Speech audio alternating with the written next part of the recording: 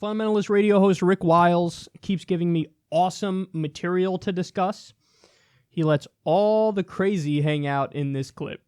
You know, we showed you CIA agent, homosexual Anderson Cooper on CNN. Well, over on the other communist news channel, MSNBC, they have another homosexual, Rachel Maddow. You see, America, you've been homosexualized. You've been Judaized. I'm going to just tell you the way it is, okay? Your minds have been captured. You're no longer a Christian nation. Even the Christians don't think like Christians anymore. That's right. You've been Judaized, you've been homosexualized, you've been Babylonianized, your minds have been tainted. You don't even think like a Christian anymore. And so Rachel Maddow, she was spewing out last night calls for revolution. That's exactly right. Calls to remove the President of the United States. She was telling the left, take a deep breath. We're at that moment. It's coming. We're at that moment. But we're almost there. We're going to remove him from the White House. Friends, I think we're about 72 hours, possibly 72 hours from a coup. Look, be prepared that you're going to turn on television and see helicopters hovering over the roof of the White House with men clad in black rappelling down ropes, entering into the White House. Be prepared for a shootout in the White House as Secret Service agents shoot commandos coming in to arrest President Trump. That's how close we are to a revolution. Be prepared for a mob, a leftist mob, to tear down the gates, the fence of the White House, and go into the White House and drag him out with his family and decapitate them on the lawn of the White House.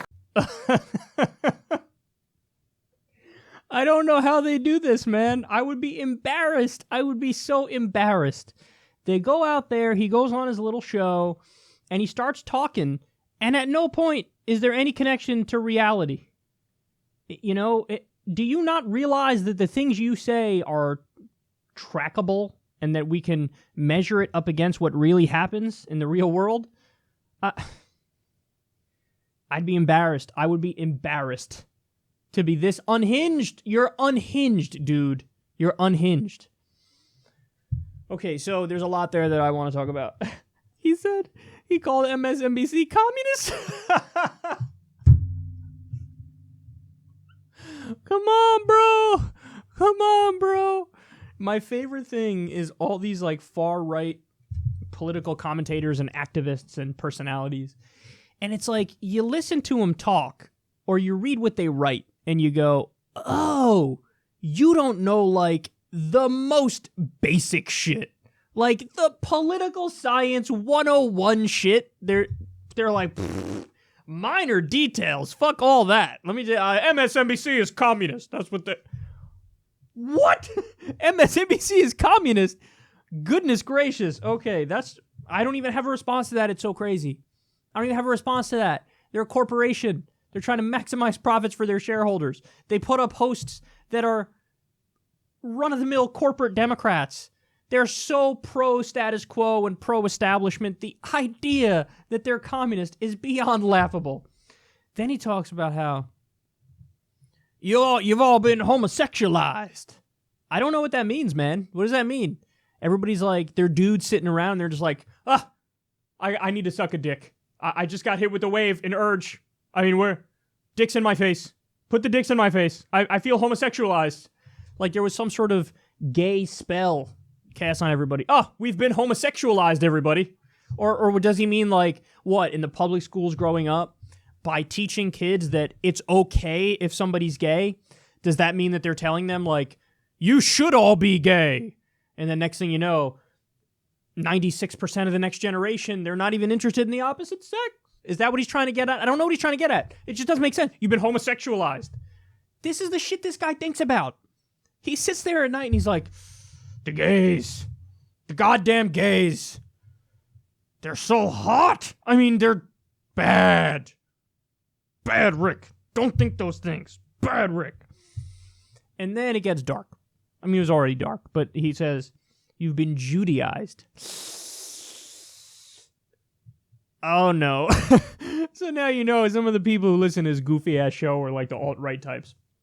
They're like, yeah, tell me more about the Jews and how bad they are. Man.